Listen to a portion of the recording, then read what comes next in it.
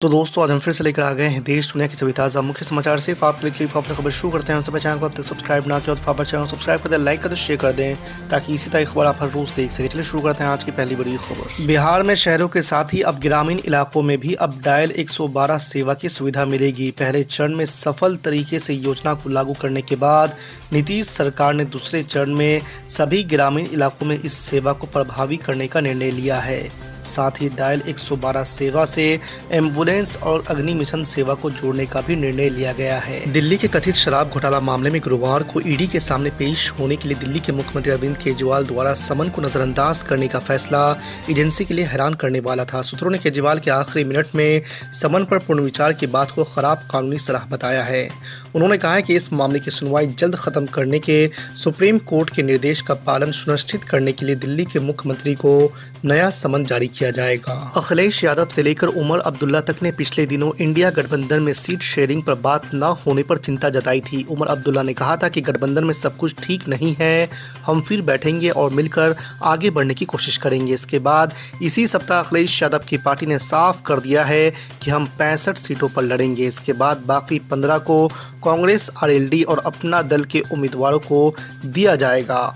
इसके साथ साफ हो गया है कि कांग्रेस भले मामले को टाल रही है, लेकिन सपा जैसे दल अपनी रणनीति पर आगे बढ़ चुके हैं। नोएडा में रेव पार्टियां कराने और उसमें सांप के जहर का इस्तेमाल का आरोप यूट्यूबर एल्विश यादव पर लगा है। इस मामले में मेनका गांधी के एनजीओ ने एल्विश के खिलाफ एफआईआर कराई है। अब खुद भाजपा सांसद मेनका गांधी इस मामले में मुखर हो गई है। उन्होंने एल्विश यादव को तत्काल गिरफ्तार किए जाने की मांग की है। आम आदमी पार्टी से राज्यसभा सांसद राघव चड्ढा को सुप्रीम कोर्ट ने सदन अध्यक्ष से माफी मांगने का सुझाव दिया है। शुक्रवार को आप सांसद के सदन से निलंबन के मुद्दे पर सुनवाई हुई।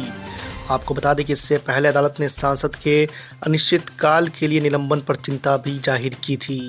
आपको बता दें कि चड्ढा को मानसून सत्र के दौरान अगस्त में सदन से निलंबित कर दिया गया था। ऑल इंडिया मजलिस इत्तेहादुल मुस्लिमीन के प्रमुख असदुद्दीन ओवैसी ने गुरुवार को कांग्रेस नेता राहुल गांधी के इस आरोप का जवाब दिया है कि एमआईएम भाजपा से पैसा लेती है और अलग अलग राज्यों में कांग्रेस के खिलाफ उम्मीदवार उतारती है।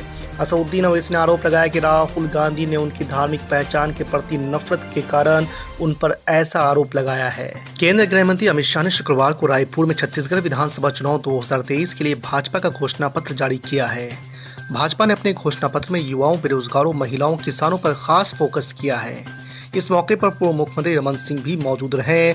आपको बता दें कि छत्तीसगढ़ की कुल 90 विधानसभा सीटों के लिए 2 चरणों में 7 और 17 नवंबर को मतदान होगा। कर्नाटक में मुख्यमंत्री की कुर्सी के लिए चल रहा नाटक खत्म होने का नाम ही नहीं ले रहा है। यहाँ कांग्रेस के सत्ता में आने के बाद से मुख्यमंत्री पद को लेकर खींचतान मची हुई है। ताजा घटनाक्रम में एक तरफ कांग्रेस मुखिया मल्लिकार्जुन खड़गे के बेटे प्रियांक खड़गे ने खुद को मुख्यमंत्री बनने के लिए तैयार बताया है, तो वहीं दूसरी तरफ वर्तमान मुख्यमंत्री सिद्धरामैया ने कहा है कि मैं ही प्रदेश का मुख्यमंत्री हूं और अगले 5 साल तक रहूंगा। राजस्थान विधानसभा चुनाव को देखते हुए पूरे प्रदेश में राजनीतिक तापमान बेहद ही गर्म है।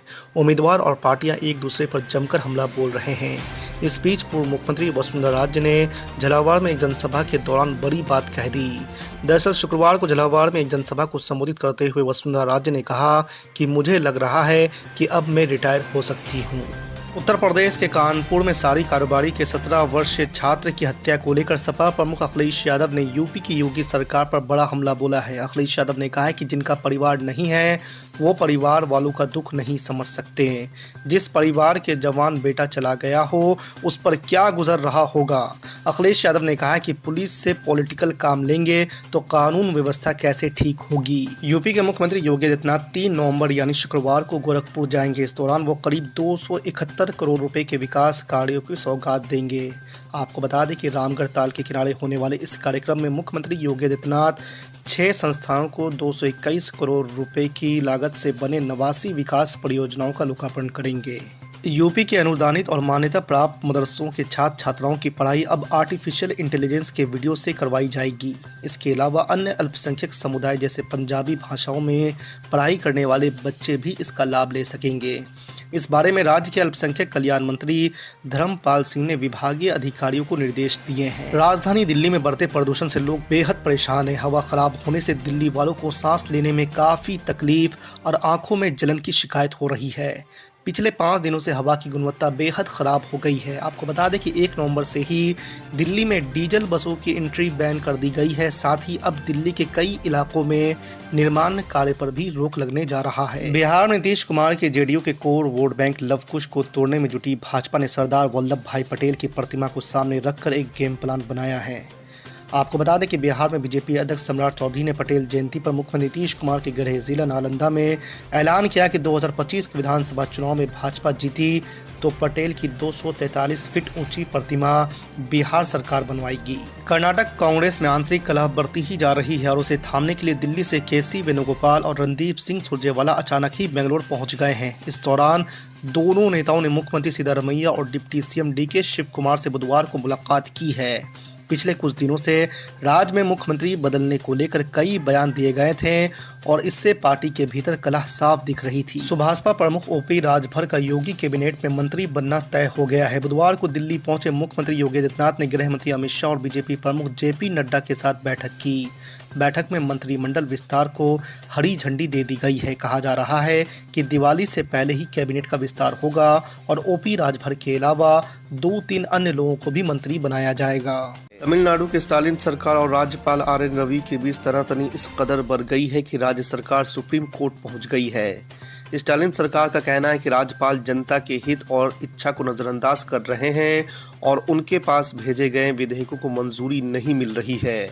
सरकार ने सुप्रीम कोर्ट में अर्जी देकर मांग की है कि राज्यपाल को समय सीमा के भीतर विधेयकों को मंजूरी देने का निर्देश दिया जाए। एप्पल के आईफोन इस्तेमाल करने वाले असउद्दीन अवैसी, महुआ मोइत्रा, शशि थरूर और राघव चड्ढा समेत कई नेताओं ने मंगलवार को एक वार्निंग मैसेज शेयर किया और आरोप लगाया है कि उनकी टैपिंग हो रही है।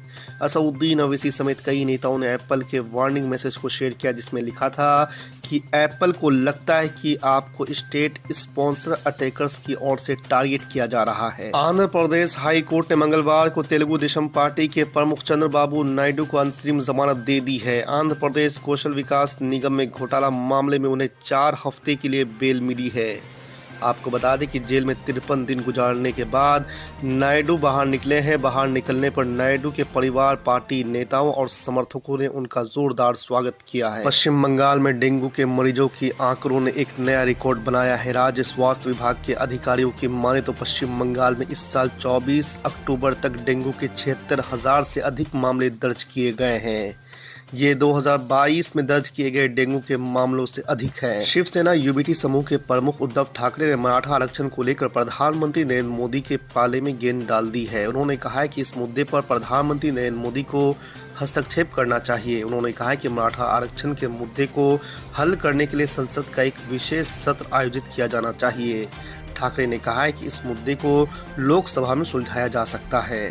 तृणमूल कांग्रेस सांसद महुआ मोइत्रा ने 2 नवंबर को लोकसभा की आचार समिति के समक्ष पेश होने पर उसे चुनौती देने का अपना इरादा जाहिर किया है।